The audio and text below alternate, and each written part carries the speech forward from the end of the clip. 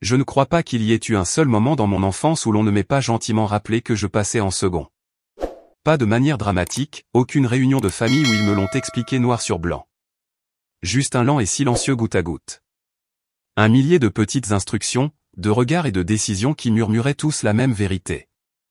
Ma sœur cadette, Brooke, était celle qui avait besoin de plus d'attention, plus de compréhension, plus de pardon. Et j'étais celle qui était censée le donner. Si elle cassait quelque chose qui m'appartenait, ma mère, Diane, me regardait et soupirait. Elle est plus jeune, Catherine. Laisse simplement tomber. Si Brooke piquait une crise pour un jouet que j'utilisais, Diane ne la grondait pas. Elle se tournait vers moi, presque gentiment, et disait, tu sais comment elle est. Laisse-la simplement la voir. Même quand je ne voulais pas, je le faisais. Parce que j'étais plus âgé. Parce que j'étais plus sage. Parce qu'il s'assurait que je comprenne que les émotions de Brooke comptaient plus que l'équité. Cela n'est pas arrivé d'un seul coup. C'est la chose que j'ai besoin que les gens comprennent. Ce n'était pas une trahison massive. C'était la construction lente et soignée d'un monde où mes besoins étaient toujours optionnels. Le schéma a commencé tôt et n'a jamais changé, il est simplement devenu plus compliqué à mesure que nous grandissions. Ce qui a commencé par des jouets et des crises de colère s'est transformé en attentes et en règles qui n'étaient jamais appliquées de manière égale. Je n'étais pas seulement la sœur aînée. J'étais le tampon, la réparatrice, celle qui pouvait l'encaisser. Et dans ce sacrifice quotidien silencieux, j'ai commencé à disparaître. Je n'ai jamais crié à ce sujet. Je ne me suis pas rebellé, je n'ai pas jeté d'objet ni exigé d'être vu. Je me suis adapté. J'ai appris à naviguer autour des humeurs de Brooke comme si elle était une force de la nature. J'ai appris à offrir le silence quand je voulais parler, à céder avant que cela ne devienne une dispute, à sourire quand je ne gagnais pas. Et le pire, c'est que je croyais que cela me rendait forte. J'ai porté cette croyance avec moi jusqu'à l'âge adulte, dans chaque choix que j'ai fait, dans la façon dont je mesurais ma propre valeur, que si je pouvais simplement maintenir le calme, porter le fardeau sans me plaindre, ils me verraient différemment. Ils ne l'ont jamais fait. Au moment où j'ai eu 16 ans, cette entente silencieuse était devenue loi. Si je voulais quoi que ce soit au-delà du strict nécessaire, un téléphone, des vêtements décents, une chance d'indépendance, je devais le gagner moi-même. Alors, j'ai trouvé un travail le week-end, puis des services après l'école. Je remplissais des étagères, j'essuyais des tables, je tenais des caisses. Je travaillais parce que personne d'autre n'allait me donner quoi que ce soit, et j'ai appris très tôt à ne pas demander. Mais quand Brooke a eu 16 ans, c'était différent. Elle n'a pas postulé à des emplois. Elle n'a même pas fait semblant de se soucier de l'argent. Le jour de son anniversaire, Rick, notre père, lui a tendu des clés de voiture, et Diane lui a tendu une carte de crédit. Concentre-toi simplement sur tes études, ma chérie, a dit ma mère, en passant les cheveux de Brooke derrière son oreille comme dans une publicité. Nous nous occupons du reste. C'était la phrase qui n'a jamais fait son apparition dans ma vie, nous nous en occupons. Pour l'université, j'ai postulé à toutes les bourses que j'ai pu trouver. Il m'en manquait encore, alors j'ai emprunté. J'ai loué la chambre la moins chère que j'ai pu trouver. Je mangeais des pâtes en boîte 5 soirs par semaine et je travaillais à 2 emplois à temps partiel juste pour rester à flot. J'étais fatigué d'une manière que je ne savais pas expliquer parce que personne ne demandait jamais. Brooke, pendant ce temps, est entrée dans une université privée. Pas seulement les frais de scolarité, mais le logement, les courses, les charges, tout était couvert par Diane et Rick. Elle vivait dans un appartement ensoleillé hors campus avec des rideaux blancs et un balcon et n'a jamais eu à manquer un cours parce qu'elle faisait un double service. Et quand j'ai interrogé Diane à ce sujet, juste une fois, gentiment, sa réponse a été calme et simple. Brooke n'est pas aussi forte que toi, Catherine. Elle a besoin de plus de soutien. Cette phrase était la colonne vertébrale de leur logique, le fondement de chaque choix inégal. Peu importait à quel point je luttais. Ce qui importait, c'est que je pouvais y survivre. Et je l'ai fait. C'était ça, le problème. Quand Brooke manquait d'argent, ils l'ont renfloué. Quand elle a détruit sa voiture, ils l'ont remplacée. Quand elle a atteint le plafond de sa carte de crédit en achetant des choses dont elle n'avait pas besoin, Rick a payé sans même froncer les sourcils. Quand j'ai été confronté à une facture médicale surprise urgente, terrifiante, j'ai appelé à la maison, le cœur battant, en pensant, peut-être juste cette fois. Diane a soupiré et a dit, j'aimerais qu'on puisse t'aider, ma chérie, mais les temps sont durs en ce moment. Tu te débrouilleras. Je me suis toujours débrouillé, et ils m'ont toujours laissé faire. Finalement, j'ai arrêté de demander non seulement de l'aide, mais de l'attention, des soins, de la reconnaissance. J'ai arrêté de m'attendre à être quelqu'un dont il fallait se soucier.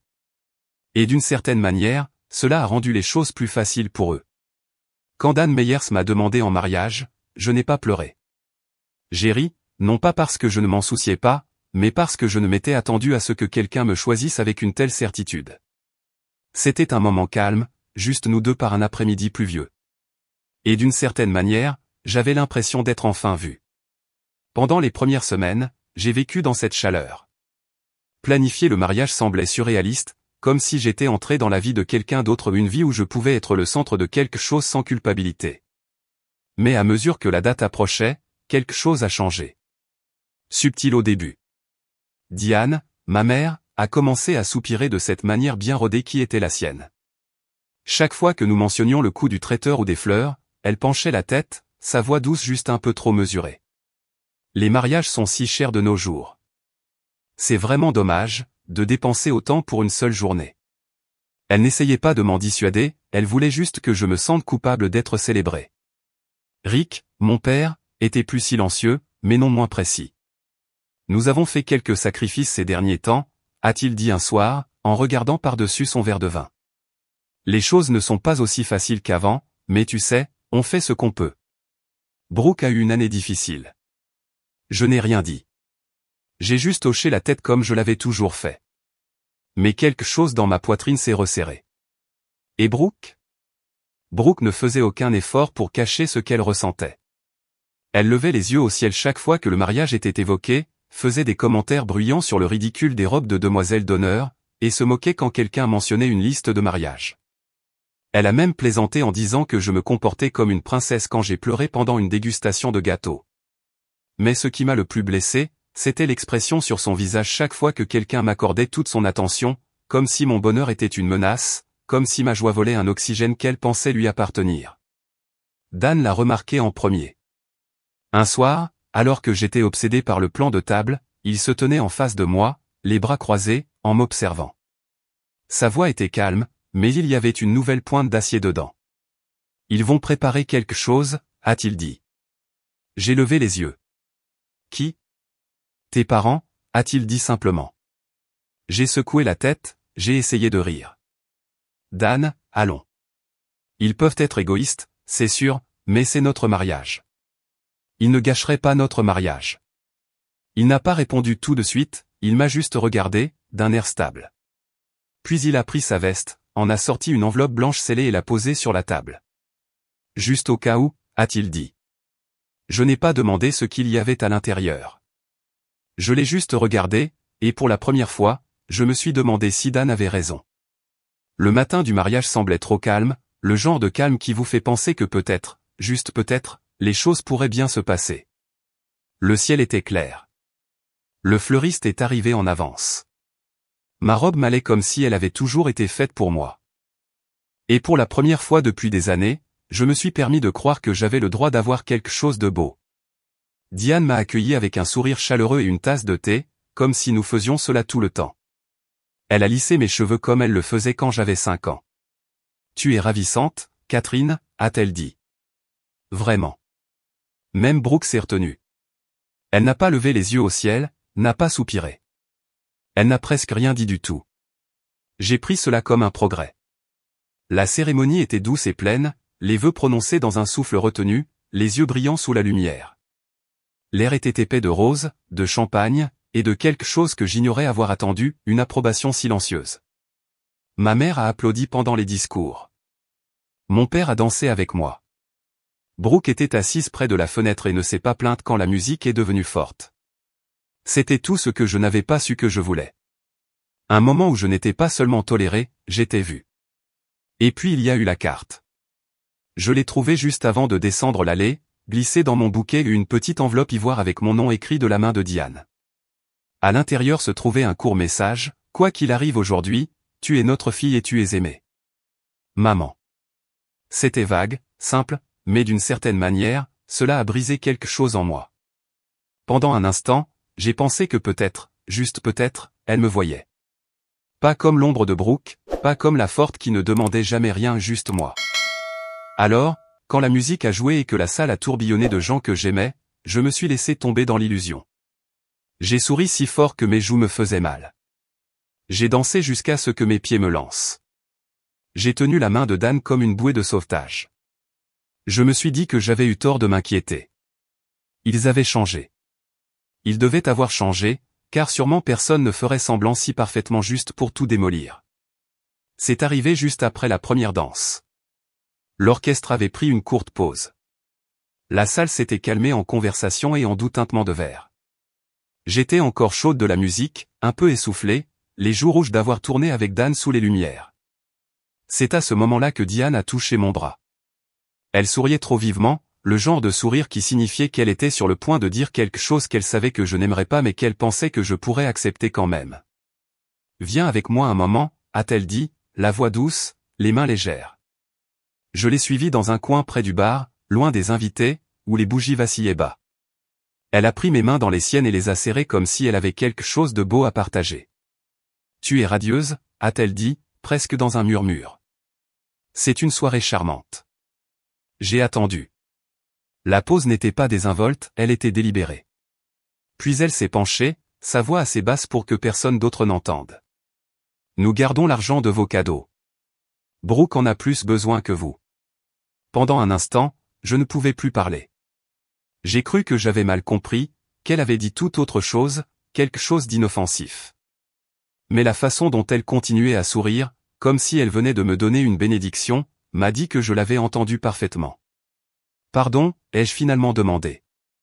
Elle a soupiré, comme si c'était difficile pour elle. « Ma chérie, vous n'en avez pas besoin », a-t-elle dit. « Tu as Dan maintenant. Vous construisez une vie ensemble. Brooke a des difficultés, et il est juste qu'elle reçoive un peu d'aide. » Mes doigts étaient devenus froids. Le bourdonnement de la réception s'est estompé en un faible drone derrière moi. Je tenais toujours ses mains, et je détestais ne pas m'être encore retiré. « Cet argent n'était pas à vous », ai-je dit, ma voix basse, plate. Diane a cligné des yeux une seule fois. Son sourire n'a pas disparu, mais quelque chose s'est raidi. « Nous sommes tes parents », a-t-elle dit, comme si cela expliquait tout. Dans cette famille, nous nous entraidons. C'est à ce moment-là que j'ai compris. Ce n'était pas un malentendu. Ce n'était pas un aveuglement temporaire ou un manque de jugement. C'était exactement ce qu'elle croyait, que j'étais une ressource à exploiter, que les besoins de Brooke l'emporteraient toujours, sur les miens. Et même ici, même le jour de mon mariage, ma joie, ma célébration, mon moment, elle s'attendait toujours à ce que je le lui cède, comme je l'avais toujours fait. Je ne savais pas qu'il se tenait derrière moi jusqu'à ce que j'entende sa voix. Elle était calme, mesurée, mais il y avait quelque chose qui a figé l'air. « Heureusement que nous avions prévu cela », a dit Dan. Je me suis retourné. Il était calme, les mains dans les poches, les yeux fixés sur Diane. Ni en colère, ni surpris, juste prêt. Le sourire de Diane a légèrement vacillé. « Que veux-tu dire ?» a-t-elle demandé, s'accrochant toujours à son expression comme si elle pouvait la protéger. Dan n'a pas répondu tout de suite. Au lieu de cela, il a mis la main dans sa veste et a sorti l'enveloppe, celle qu'il m'avait donnée des semaines auparavant, celle que je n'avais pas ouverte. Il la tenait entre deux doigts et la lui a tendue comme une offrande. « Allez-y », a-t-il dit. « Ouvrez-la. » Rick nous avait rejoints maintenant. Il se tenait juste derrière Diane, les bras croisés, la mâchoire serrée. Ses yeux se sont plissés vers Dan comme s'il le jaugeait, mais il n'a rien dit. Diane a hésité, puis a pris l'enveloppe avec une grâce soigneusement étudiée. Elle a glissé un ongle sous le rabat et en a sorti une pile de papier. Je l'ai regardé parcourir la première page. Ses mains ne tremblaient pas. Pas encore. Mais j'ai vu l'immobilité de son visage, le resserrement autour de sa bouche, la façon dont son souffle s'est coupé à mi-parcours du deuxième paragraphe. Rick s'est penché pour lire par-dessus son épaule. J'ai vu son front se plisser. « Qu'est-ce que c'est que ce bordel ?» a-t-il demandé. La voix de Dan ne s'est pas élevée. Elle n'en avait pas besoin. « C'est une déclaration légale notariée », a-t-il dit, signée il y a 3 semaines. Elle stipule que tous les cadeaux de mariage, monétaires ou autres, sont légalement la propriété de Catherine et de moi. Diane a cligné des yeux. Dan a continué. Toute tentative de retenir, de rediriger ou d'accéder à ces fonds sans notre consentement constitue un vol et sera poursuivi en justice. Le silence qui a suivi était assez épais pour vous étouffer. Diane m'a regardé maintenant, non pas avec douceur, non pas avec cette condescendance gentille, mais avec une lueur de quelque chose que je n'avais jamais vu en elle auparavant, l'incertitude. Vous n'iriez pas nous traîner en justice, a-t-elle dit, à peine au-dessus d'un murmure. Nous sommes une famille. Dan a souri, un petit sourire contrôlé. Oh, si, j'irais, a-t-il dit. Et il le ferait. Je pouvais le voir dans sa façon de se tenir. Pas provoquant, pas en colère, juste inébranlable. Il avait tracé une ligne, et il ne les laisserait pas la franchir. La bouche de Rick s'est ouverte, puis s'est refermée. Je n'ai pas parlé. Je n'en avais pas besoin. Pour une fois, ce n'était pas moi qui expliquais, défendais ou adoucissais le coup. Je me tenais juste à côté de mon mari et je l'ai laissé composer avec la réalité qu'ils n'avaient jamais anticipée, qu'ils avaient poussé trop loin et que quelqu'un, enfin, ripostait. Le silence n'a pas duré longtemps. Brooke s'est avancé, ses talons claquant trop sèchement sur le sol. Son visage était rouge, les lèvres serrées, les yeux écarquillés d'incrédulité. Elle regardait l'enveloppe dans la main de Diane et l'expression indéchiffrable sur le visage de Dan. Puis elle a craqué. Ce n'est pas juste, a-t-elle crié, sa voix assez aiguë pour couper le verre. Tu es mariée maintenant, Kate. Tu n'as même pas besoin de cet argent. Tu as un mari, un avenir, tout. Et moi, je n'ai rien. Sa voix montait à chaque mot, chaque phrase plus haletante que la précédente. Je suis en difficulté, et tu t'en fiches complètement. Je n'ai pas répondu. Je l'ai juste regardé. Et pour la première fois, je n'ai pas ressenti de colère. Je n'ai pas ressenti de choc. J'ai ressenti quelque chose de plus froid. Parce qu'à ce moment-là, j'ai compris, elle le pensait vraiment. Elle ne se déchaînait pas. Elle n'était pas manipulatrice. Elle ne piquait pas une crise pour obtenir ce qu'elle voulait. Elle croyait vraiment, profondément, qu'elle avait droit à ce qui était à moi, à l'argent, au moment, à tout ce que j'avais et qu'elle n'avait pas parce que c'est ainsi que ça avait toujours été. Sa douleur, réelle ou imaginaire, importait plus que mes limites. Sa lutte, auto-infligée ou non, était toujours plus urgente que ma stabilité. J'avais passé des années à espérer qu'elle mûrirait, qu'un jour elle se réveillerait et réaliserait qu'elle n'était pas le centre de l'univers, qu'elle arrêterait de demander, qu'elle apprendrait enfin à porter son propre poids. Mais en la regardant maintenant, les épaules tremblantes, les poings serrés, des larmes striant son visage comme un enfant à qui l'on refuse un dessert, j'ai su la vérité.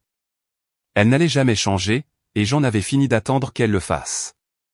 Rick s'est avancé si vite que cela a surpris même Diane. Son visage était rouge, sa bouche serrée, ses yeux durs comme la pierre.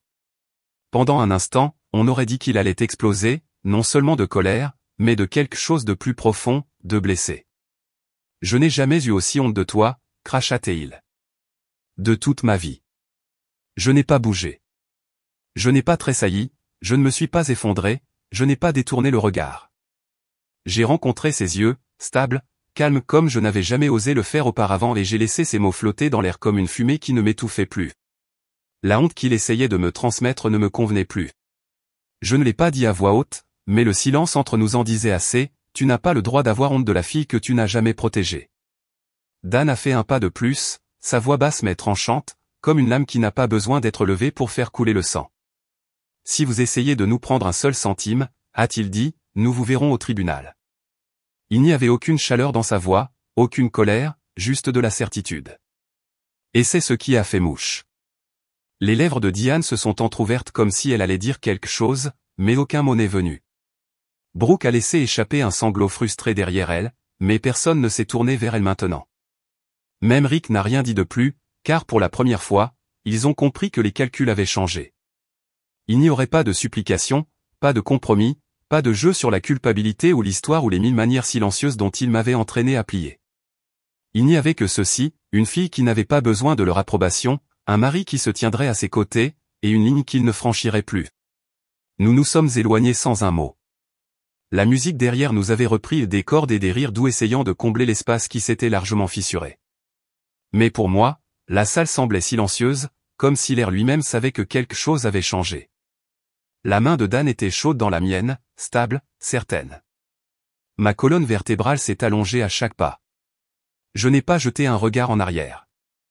Je n'en avais pas besoin. Jusqu'à ce que je sente ses doigts se refermer sur mon poignet.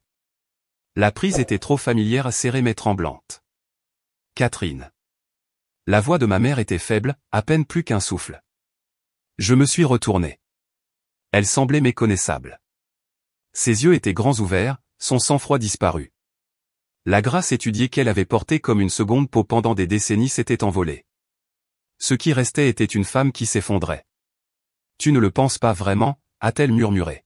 « Nous sommes ta famille. » Je n'ai pas répondu tout de suite. Pour une fois, j'ai laissé le silence s'installer sur ses épaules.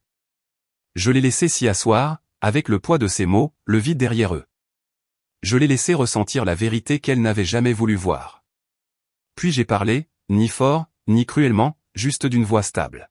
« Vous n'avez jamais été ma famille, » ai-je dit, en penchant la tête. « Vous étiez celle de Brooke. » Son visage s'est figé, comme si les mots l'avaient frappé à la bouche. Sa main a quitté mon poignet comme si elle avait été brûlée. Ses lèvres se sont entr'ouvertes, mais aucun son n'est sorti. L'effondrement n'a pas été bruyant. Il a été silencieux, presque invisible, mais j'ai tout vu. J'ai vu la façon dont ses épaules se sont affaissées, la façon dont ses doigts ont tressailli comme pour essayer d'attraper quelque chose qui avait déjà glissé, la façon dont ses yeux se sont tournés vers Dan, non plus avec colère maintenant, mais avec incrédulité. Elle n'avait jamais imaginé ce moment, pas une seule fois. Elle avait toujours supposé que je reviendrais, que peu importe ce qu'il prenait, je finirais par rentrer à la maison. Mais cette fois, je ne partais pas en silence. Je partais avec tout ce que j'avais construit par moi-même. Et je ne laissais pas la porte entr'ouverte. Nous avons continué à marcher, pas à pas, souffle après souffle, loin des gens qui s'étaient autrefois appelés ma famille. Derrière nous, la réception bourdonnait faiblement, des rires, des tintements de verre, de la musique. Une bande sonore pour la version de quelqu'un d'autre de cette journée. Pas la nôtre. Plus maintenant. Et puis je l'ai entendu.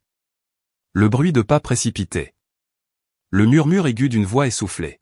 « Catherine, s'il te plaît. » C'était encore Diane, ces mots me poursuivant, désespéré maintenant. Je ne me suis pas retourné. Derrière elle, la voix de Brooke est montée en un cri perçant, quelque chose sur le fait que je gâchais tout, qu'elle méritait mieux, que j'avais volé le devant de la scène. Puis vint Rick, bas et furieux, jurant à voix basse, n'essayant plus de cacher sa rage, essayant seulement de préserver la fierté qu'il pensait encore avoir. Tout est venu en même temps, les supplications, l'indignation, la fureur, une tempête parfaite de l'ancien schéma. Sauf que cette fois, je n'étais pas au milieu de tout ça. Je ne me suis pas retourné. Ni à la voix brisée de Diane, ni à la crise de Brooke, ni à l'amertume de Rick, parce qu'ils ne me parlaient pas. Ils parlaient à la version de moi qu'ils avaient créée, celle qui s'excusait, qui se sacrifiait, qui restait. Mais elle n'existait plus. Cette fille, celle qui a attendu toute sa vie d'être vue, d'être choisie? Elle s'était enfin choisie elle-même. Dan a serré ma main une fois calme, solide, présent, et c'était tout ce dont j'avais besoin. J'ai continué à marcher. Au-delà des voix, au-delà des décombres, au-delà des années que j'avais passées à mendier des miettes. Je n'avais pas besoin d'un dernier mot. Je n'avais pas besoin de vengeance. Je n'avais même pas besoin de tourner la page. Certaines choses ne se terminent pas par une confrontation, mais par un silence si définitif qu'il ne laisse rien derrière lui. Et dans ce silence, j'ai trouvé la paix. Il n'y a pas de section suivante. C'est ici que l'histoire se termine. Pas de confrontation, pas de vengeance. Juste une femme qui est finalement partie pour toujours.